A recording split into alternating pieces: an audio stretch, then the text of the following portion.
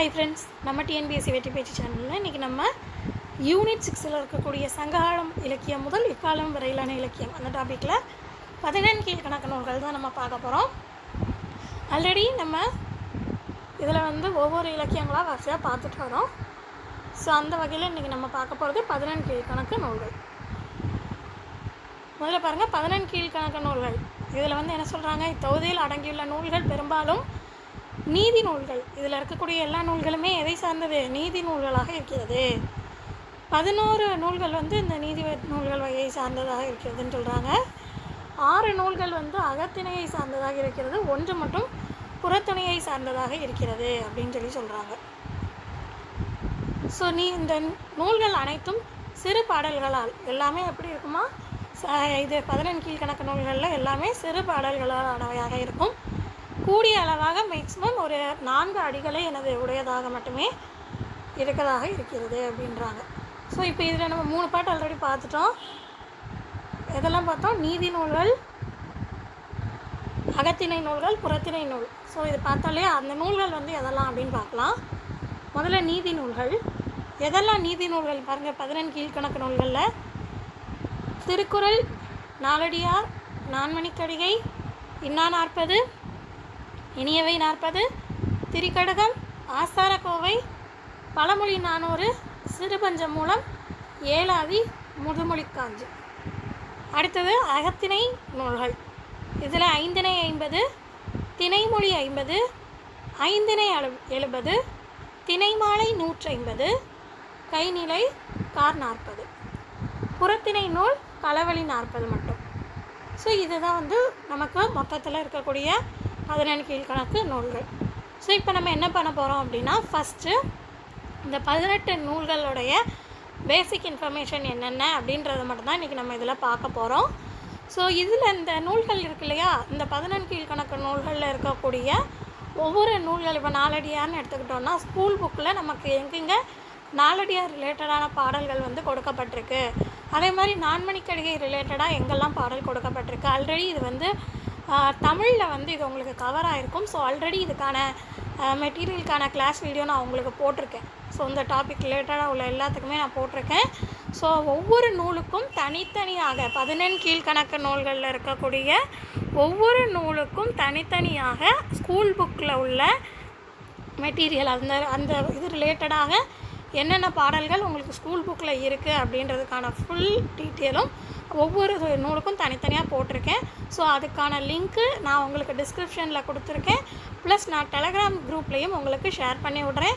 So இதுக்கான ஒவ்வொரு நூலுக்கான பேசிக் இன்ஃபர்மேஷனை மட்டும் இதில் நீங்கள் படிச்சுட்டு ஸ்கூல் புக்கில் இது ரிலேட்டடான பாடல்கள் என்ன இருக்குது, அதில் என்னென்ன படிக்கணுன்றத அந்த கண்டினியூஸாக நம்ம டிஸ்கிரிப்ஷனில் உள்ள வீடியோஸில் செக் பண்ணி படிச்சுக்கோங்க. இப்போ நம்ம நாலடியார் பார்க்கலாம் பாருங்கள். நாலடியார் அதோடைய ஆசிரியர் சமண முனிவர். இது 400 பாடல்களை கொண்டது. அறக்கருத்துக்களை கூறுவது நாலடி 400 அப்படின்றது இதோடைய சிறப்பு பெயர். அடுத்தது நான்மணிக்கடிகை. இதோடைய ஆசிரியர் விளம்பி நாகனார். விளம்பி அப்படின்றது அவருடைய ஊர் பெயர், நாகனார்ன்றது அவருடைய இயற்பெயர். கடிகை அப்படின்றது அணிகலனை குறிக்கும். அந்த அணிகலன் அப்படின்றது 4 மணிகளை கொண்டது. இனியவை 40. இனியவை 40 ஆசிரியர் மதுரை தமிழாசிரியனுடைய மகனார் பூதஞ்சேந்தனார். ஊர் மதுரை. 2ஆம் நூற்றாண்டைச் சேர்ந்தவர். நன்மை தரும் இனிய கருத்துக்களை 40 பாடல்களில் தொகுத்துரைப்பதால் இனியவை 40 என பெயர் பெற்றது. ஸோ இதில் உள்ள முக்கியமான பாடல்கள் பாருங்கள். குளவி பிணியின்றி வாழ்தல் இனிதே, கலரும் அவை என்றான் கல்வி இனிதே, மயரிகளலாய் மாண்புடையார் சேரும், திருவுந்தீர் வின்றேல் இனிது. இது ஒரு பாடல். அடுத்தது சலவரை சாரா விடுதல் இனிதே, புலவரதம் வாய்மொழி போற்றல் அப்படின்ற பாடல். ஸோ இந்த 2 பாடல்களும் உங்களுக்கு எதில் இடம்பெற்றிருக்குன்னு கேட்டாங்கன்னா இனியவை 40. அது ஆசிரியர் யாருன்னு கேட்டாங்கன்னா தமிழாசிரியர் மதுரை தமிழாசிரியருடைய மகனார் பூதஞ்சேந்தனார் அப்படின்னு சொல்லிட்டு நோட் பண்ணிக்கோங்க. இந்த 2 பாடலும் உங்களுக்கு ஸ்கூல் புக்கில் கிடையாது, அதனால தான் இங்கே நான் கொடுத்துருக்கேன். ப்ரீவியஸ் இயர்ஸில் கேட்டுக்கக்கூடியதும் கூட. அடுத்தது பாருங்கள், இன்னா 40. இன்னா 40 கடவுள் வாழ்த்து நீங்களாக. இதில் மொத்தம் 40 பாடல்கள் இருக்கிறது. ஒவ்வொரு பாடலிலும் 4 கருத்துக்களை கொண்டு ஒவ்வொன்றையும் இன்னா என எடுத்து கூறுதலின் அதனால் இன்னா 40 என பெயர் பெற்றது. ஸோ இது பார்த்திங்கன்னா இன்னா அந்த இன்னா 40 உள்ள பாடல்களில் இன்னா என்ற சொல் இடம்பெறும். அதோடைய ஆசிரியர் கபிலதேவர். அவர் தமது கடவுள் வாழ்த்து பாடலில் சிவபெருமான், பலராமன், திருமான், முருகன் ஆகியவை குறித்து குறிப்பிட்டுள்ளார். இதனால் இவர் சமய பொதுநோக்கு உடையவர் அப்படின்ற எண்ண இடம் இருக்கிறது. அடுத்ததாக பழமொழி 400. இதோடைய ஆசிரியர் முன்றுணை அரையனார். முன்றுணை அப்படின்றது ஊர் பெயர், அரையனார் அப்படின்றது அரசனை குறிக்கும். அடுத்தது இதில் 400 பாடல்கள் இருக்கிறது. இந்த பழமொழி 400 பொறுத்தவரையில் பார்த்தீங்கன்னா, அந்த பழமொழி 400 இருக்கக்கூடிய ஒவ்வொரு பாடலின் கடைசி வரி இருக்கு இல்லையா? இப்போ ஒரு 4 வரி பாடல் இருக்குன்னா, அந்த 4 வரி பாடலில் கடைசியாக இருக்கக்கூடிய 4வது வரி வந்து ஒரு பழமொழியை கண்டிப்பாக கொண்டிருக்கும். அதுதான் இந்த பழமொழி 400 சிறப்பு. அதுக்கு ஒரு எடுத்துக்காட்டு ஆற்றனா வேண்டுவதில். இது உங்களுக்கு ஸ்கூல் புக்கில் உள்ளதான். ஸோ அதுக்கான லிங்க்கெல்லாம் டிஸ்கிரிப்ஷனில் இருக்குது. நீங்கள் அந்த ஸ்கூல் புக்கில் உள்ளது எல்லாத்தையுமே அதில் போய்ட்டு படிச்சுக்கோங்க. அடுத்தது பாருங்கள் ஏலாதி. ஏலாதி இதுக்கான ஆசிரியர் பாருங்கள் கனிமேதாவியார். அது கனிமேதையார் அப்படின்ற இன்னொரு பேரும் அவருக்கு உண்டு. சமண சமயத்தை சார்ந்தவர். சமண சமயத்துக்கே உரிய கொல்லாமை முதலிய அறக்கருத்துக்களை வலியுறுத்தி கூறுகிறார். கடைச்சங்க காலத்தில் வாழ்ந்தவர். இதில் மொத்தம் அந்த ஏழாதியில் பார்த்தீங்கன்னா சிறப்பு பாயிரம், தற்சிறப்பு பாயிரம் உட்பட 81 வெண்பாக்கள் இருக்கிறது. 4 அடிகளில் 6 அருங்கருத்துக்களை கூறுகிறது. இது தமிழருக்கு அருமருந்து போன்றது. ஏலம் முதலான மருந்து பொருட்களை முதன்மையாக கொண்டு சிறுநாவற்பூ, லவங்கம், சிறுநாவற்பூ, சுக்கு, மிளகு, திப்பிலி இந்த பொருட்களை வைத்து ஏலாதி அப்படின்னு பெயர் பெற்றிருக்கு. ஸோ இதில் வந்து அருமருந்துன்னு சொல்கிறோம் இல்லையா? அந்த தமிழருக்கு அருமருந்து போன்றது ஏலாதியே அப்படின்னு சொல்கிறோம். அந்த அருமருந்துகள் என்னென்னன்றது கண்டிப்பாக தெரியணும். ஏலம் முதலான அப்படின்னா ஏலக்காய், ஏலம் அதையும் சேர்த்து மொத்தம் 6 இது. எதெல்லாம்? ஏலம், லவங்கம், 2வது லவங்கம், 3வது சிறுநாவற்பூ, அடுத்தது 4வது மிளகு, 5வது திப்பிலி, அடுத்தது 6வது சுக்கு. ஸோ இந்த ஏலாதியில் உள்ள 6 மருந்து பொருட்களின் பெயர்கள் என்னன்னு கேட்டால் இது 6ஐயும் சொல்ல தெரியணும். அதை தரவாக படிச்சுக்கோங்க. மருந்து உண்ணுபவரின் உடற்பிணியை போக்கும். அதுபோல நூலின் அறக்கருத்துக்கள் கற்போரின் அறியாமையை அகற்றும். அடுத்தது பாருங்கள் சிறுபஞ்சம் மூலம். இதோடைய ஆசிரியர் காரியாசன். மதுரை தமிழாசிரியர் மாக்காயனாருடைய மாணவர் அப்படின்னு சிறப்பு பாயிரம் சொல்கிறது. இவர் சமண சமயத்தை சார்ந்தவர். கனிமேதாவியார் அவரும் இவரும் ஒரு சாலை மாணாக்கர்னு சொல்கிறாங்க. இந்த நூலை பொறுத்த வகையில் பெரும்பான்மை பொது அறக்கருத்துக்களும் சிறுபான்மை சமண அர்த்தங்களும் இடம்பெற்றிருக்கிறது. கடவுள் வாழ்த்துடன் சேர்த்து 97 வெண்பாக்கள் இதில் காணப்படுகிறது. ஸோ இதில் வந்து பார்த்திங்கன்னா கண்டங்கத்திரி, சிறுவழுதுணை, சிறுமல்லி, பெருமல்லி, நெருஞ்சி அப்படின்ற முக்கியமான 5 மூலிகைகளை பற்றி கூறப்பட்டுள்ளது. இந்த 5 மூலிகைகளும் உடல் நோயை தீர்ப்பன. இதில் உள்ள ஒவ்வொரு பாடலிலும் வந்து பார்த்திங்கன்னா 5 கருத்துக்களை வந்து வலியுறுத்தி கூறுகிறது. அந்த கருத்துக்கள் மக்களுடைய மனநோயை போக்குவதாக உள்ளது. அடுத்தது பாருங்கள் முதுமொழி காஞ்சி. முதுமொழி காஞ்சியுடைய ஆசிரியர் மதுரை கூடலூர் கிழார். பிறந்த ஊர் கூடலூர். இதோடைய சிறப்பு, இந்த முதுமொழி காஞ்சியுடைய சிறப்பு என்னென்னு பார்த்தீங்கன்னா, இவர் தம் பாடல்களை, அதாவது இந்த ஆசிரியருடைய சிறப்பு வந்து நச்சினார்க்கினியார் முதலிய நல்லுரை ஆசிரியர்கள் அவர்களுடைய பாடல்களை வந்து இவர் மேற்கோளாக கையாண்டுள்ளார். இந்த மதுரை கூடலூர் கிழார் அப்படின்றவர் சங்க காலத்திற்கு பின்னாடி வாழ்ந்தவர். காஞ்சித்திணை துறையில் ஒரு பாடலாக இந்த பாடல் திகழ்கிறது. உலகியல் உண்மைகளை தெளிவாக எடுத்து கூறுகிறது. அறவுரை கோவை என்றும் அழைக்கப்படுகிறது. 10 அதிகாரம் இதில் இருக்குது. ஒவ்வொரு அதிகாரத்திற்கும் 10 செயல் இருக்கிறது. மொத்தம் 100 பாடல்கள். அடுத்தது ஆசார கோவை. ஆசாரம் அப்படின்னா என்ன பொருள்? ஒழுக்கம். கோவைன்னா எனக்கு கோர்வையாக பேசுகிறதுன்னு சொல்லுவாங்க இல்லையா? அதான் அடுக்கி கூறுதல். ஸோ ஒழுக்கங்களே அடுக்கி கூறக்கூடிய நூல் தான் எனது ஆசார கோவை.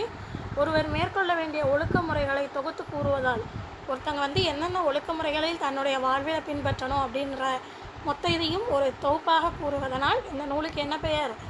ஆசார கோவை அப்படின்னு பெயர் பெற்றிருக்கு. இதோடைய மூல நூல் எதுன்னு பார்த்தீங்கன்னா ஆரிடம் அப்படின்னு சொல்லக்கூடிய வடமொழி நூல் தான் இதோடைய மூல நூலாக இருக்கிறது. இதை இயற்றியவர் ஆசிரியர் கயத்தூர் பெருவாயின் மொழியார். இவர் சைவ சமயத்தை சார்ந்தவர். அடுத்தது பாருங்கள் திரிகடுகம்.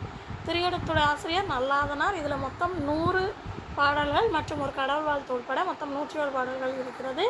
வெண்பாவிலான ஆனது. இதுக்கான பெயர் காரணம், இந்த இதுக்கான திரிகடுகம் அப்படின்றதுக்கான பெயர் காரணம் திரிகடுகம் வருது இல்லையா? 3 இதுலேருந்து 3 இது வருது. அது 3 இது என்னெல்லாம் அப்படின்னு பார்த்தீங்கன்னா சுக்கு, மிளகு, திப்பிலி. இதோட 3வது இதுக்கு இதேமாதிரி பார்க்குறோம். ஒவ்வொரு இதுக்கும் மருந்து பேர் என்னென்ன. ஸோ அந்த ஒவ்வொரு இதுக்கும் என்னென்ன இது வருன்றதை நல்லா தெளிவாக படித்து வச்சுக்கோங்க. ஸோ 3மே என்னது? உடல் நோயை தீர்க்கிறது. அதனை போன்று இந்த நூலில் இருக்கக்கூடிய ஒவ்வொரு பாட்டிலும் ஒவ்வொரு பாட்டுக்கும் ஒவ்வொரு அறக்கருத்துக்கள் மாறுது. ஸோ அந்த அறக்கருத்துக்களையும் தெளிவாக படிச்சுக்கோங்க. ஸோ இந்த பாட்டை பொறுத்த வகையில் மொத்தம் 3 அறக்கருத்துக்கள் இருக்கிறது. திரி அப்படின்னா 3இன் பொருள். கடுகம்னா காரமுள்ள பொருள். ஸோ திருநெல்வேலி மாவட்டத்தைச் சேர்ந்த திருத்து என்னும் ஊரை சேர்ந்தவர் இதோடைய ஆசிரியர் செடுவடுதோல் நல்லாதன்.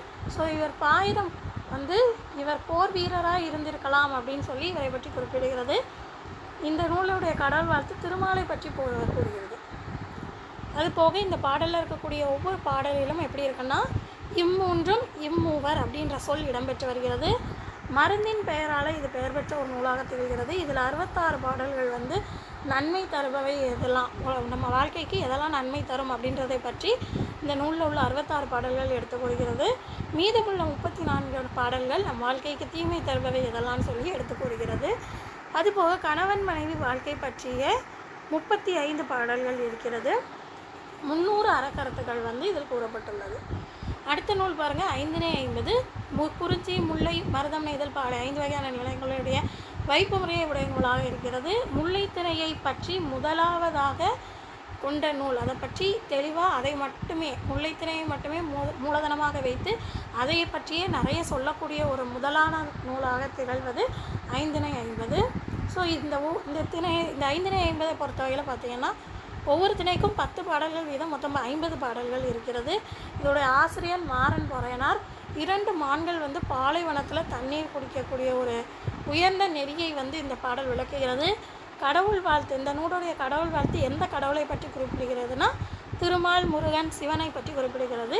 இந்த இதில் உள்ள முக்கியமான பாடல் வரி கொல்லா தெருவில் ஊசி விற்றல். ஸோ இது ஸ்கூல் புக்கில் இல்லை, அதனால் நோட் பண்ணிக்கோங்க. அடுத்தது பாருங்கள், 570. இதோடைய ஆசிரியர் மூவாதியார். ஒவ்வொரு திணைக்கும் 14 பாடல்கள் வீதம் மொத்தம் 70 பாடல்கள் வந்து இதில் இருக்குது. இதுவும் பார்த்திங்கன்னா 5 வகையான நிலங்களுடைய வைப்பு முறையை உள்ளடக்கியது. பாலை நிலத்துடைய கொடுமை, பாலை நிலத்தில் உள்ள என்னென்ன கொடுமைகள் இருக்குது, வறண்டு காணப்படுகிறது இல்லையா, ஸோ அந்த கொடுமையை பற்றி எடுத்துக்கூடக்கூடிய ஒரு நூலாக இருக்கிறது. இதில் உள்ள முக்கியமான பாடல் வரி பாருங்கள், நன்மலை நாட மரவல் வயங்கிளைக்கு. அடுத்தது திணைமொழி 50. இது பாயிண்ட் கிடையாது, அடுத்த நூல். ஸோ அடுத்த நூல் வந்து திணைமொழி 50. இதோடைய ஆசிரியர் பாருங்கள், திணைமொழி 50 அப்படின்ற நூலுடைய ஆசிரியர் சாத்தந்தையார் மகனார் கண்ணன் சேந்தனார். இதுவும் 5 நிலங்களுடைய வைப்புமுறையை உள்ளடக்கியது. ஒவ்வொரு திணைக்கும் 10 பாடல்கள் வீதம் மொத்தம் 50 பாடல் இருக்குது. இதில் உள்ள முக்கியமான பாடல் வரி யாழும் குழலும் உழவும் இயைந்தன. அடுத்தது பாருங்கள், திணைமாலை 150. இதுவும் 5 நிலங்களுடைய வைப்புமுறையை உள்ளடக்கியது. ஒவ்வொரு திணைக்கும் 30 பாடல் வீதம் மொத்தம் 150 பாடல்கள் இருக்கிறது. ஒரு பிறவி, இப்போ நம்ம ஒரு பிறவியில் வாழ்கிறோன்னா அந்த பிறவியில் நம்முடைய வினையை அந்த பிறவிலேயே நமக்கு பயனளிக்கும் அப்படின்றதை பற்றி உணர்த்தக்கூடிய நூலாக இது இருக்கிறது. இதில் உள்ள கருத்துக்கள் வந்து பார்த்திங்கன்னா சுந்தரருடைய இயற்றிய தேவாரமான 7ஆம் திருமுறையிலும் மாணிக்க வாசகருடைய திருக்கோவையில் இருக்கக்கூடிய 8ஆம் திருமுறையிலும் இந்த நூலுடைய கருத்துக்கள் வந்து இடம்பெற்றிருக்கிறது. இதோடைய ஆசிரியர் கனிமேதாவியார். 5 நிலங்கள் இருக்கு இல்லையா, 5 நிலங்களுடைய இயற்கை வர்ணனை பற்றி வர்ணிக்கக்கூடிய ஒரு நூலாக இது இருக்கிறது. 14 கீழ்கணக்கான நூல்களில் உள்ள வட சொல் கலப்பு மிகுதியாக உள்ள நூல் வந்து இது. ஸோ அதாவது வட சொல்லுடைய கலப்பு 14 கீழ்கணக்கு நூல்களில் எந்த நூலில் அதிகமாக இருக்குன்னா திணைமாலை 150, திணைமாலை 150. அடுத்தது அறநூல்களில் வடசொல் கலப்பு பார்த்துட்டோம். வடசொல் கலப்பு மிகுதியாக இருக்கக்கூடியது வந்து எந்த நூல்லன்னா அறநூல்களில் எதுலன்னு பார்த்தீங்கன்னா ஏழாதி. அதே மாதிரி குறைவாக உள்ளது கைநிலையில் குறைவாக இருக்கும். திருமணத்திற்கு வரதட்சணை வாங்கக்கூடாது அப்படின்றதையும் இந்த நூலில் வந்து குறிப்பிடப்பட்டுள்ளது திணைமாலை 150. அடுத்தது பாருங்கள், கார் 40. இதோடைய ஆசிரியர் வந்து ஆசிரியர் மதுரை கண்ணன் கூத்தனார். இதோடைய ஆசிரியர். அகநூல்களில் மிகவும் சிறிய நூல், 14 கீழ்கணக்கு நூல்களில் இருக்கக்கூடிய அகநூல்கள்லேயே மிகவும் சிறிய நூல் தான் இது கார் 40. இதோடைய கடல் வாழ்த்தில் சிவனை பற்றி குறிப்பிடுகிறது. தலைவனை பிரிந்த தலைவி, அதாவது தலைவனை பிரிந்து வாழக்கூடிய தலைவி, அவள் எவ்வளோ கஷ்டப்படுவா அப்படின்றதை பற்றி குறிப்பிடுகிறது. இந்த ஆட்சி இருத்தல் அப்படின்றது ஒரு முல்லை நிலத்திற்குரிய ஒரு உரிப்பொருளாக கருதப்படுகிறது. ஸோ கார்காலம் முல்லை நிலத்திற்குரிய ஒரு பெரும் பொழுது. ஸோ தலைவன், தலைவி, தோழி, தலைவி, தேர்ப்பாகன் என்ற 4 பேர் வைத்து அமைக்கப்பட்ட ஒரு நூலாக இது கருதப்படுகிறது. ஸோ முல்லை நிலத்தை பற்றி பாடிய ஒரு நூல். இதில் உள்ள முக்கியமான லைன் வந்து துதோடு வந்த மலை. நெக்ஸ்ட்டு பாருங்கள், கைநிலை. இதோடைய ஆசிரியர் புல்லங்கடனார். இதோடைய வேறு பெயர்கள் என்னென்ன, கைநிலையுடைய வேறு பெயர்கள் 560 நாற்பால். இதுவும் 5 நிலங்களுடைய வைப்பு முறையுடைய நூலாக இருக்கிறது. ஒவ்வொரு திணைக்கும் மொத்தம் 12 பாடல்கள் வீதம் 60 பாடல்கள் உள்ளது. கை அப்படின்னா ஒழுக்கம், நிலை அப்படின்னா தன்மைன்றது பொருள்.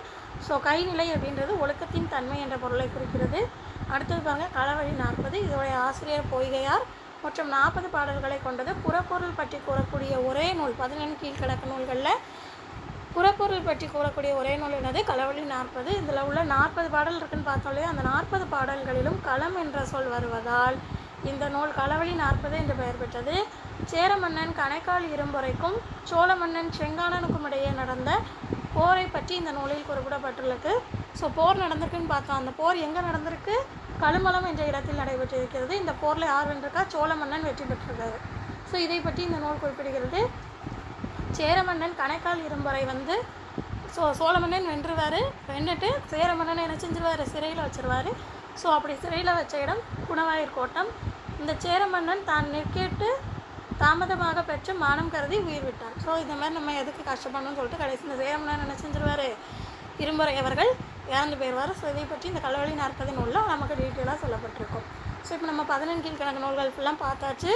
ஸோ ஒவ்வொரு இதுக்கான பேசிக் இன்ஃபர்மேஷனை ஃபுல்லாக இதில் நம்ம பார்த்துட்டோம். ஸோ இந்த இதில் என்னென்ன பாடல்கள்லேருந்து நமக்கு ஸ்கூல் புக்கில் எதெல்லாம் இருக்குன்றதுக்கான வீடியோ ஒவ்வொரு நாளுக்கும் தனித்தனியாக நான் முதல்ல சொன்ன மாதிரி ஆல்ரெடி நம்ம பார்த்துருக்கோம். ஸோ அதுக்கான லிங்க் நான் உங்களுக்கு டிஸ்கிரிப்ஷனில் கொடுத்துருக்கேன். ஸோ அதில் போய்ட்டு செக் பண்ணிக்கோங்க. அண்ட் டெலகிராம் சேனல்லையும் நம்மளுடைய டெலகிராம் சேனல்லையும் நான் ஷேர் பண்ணி விட்டுறேன். அதில் போய்ட்டுனாலும் நீங்கள் செக் பண்ணிக்கோங்க. ஸோ இதை மட்டும் படிச்சுட்டு க்ளோஸ் பண்ணிடாதீங்க. ஸ்கூல் புக்கில் உள்ள மெட்டீரியலையும் கண்டிப்பாக படிக்கணும். ஸோ அதையும் ரிவைஸ் பண்ணிக்கோங்க. நம்ம அடுத்த வீடியோவில் பார்க்கலாம்.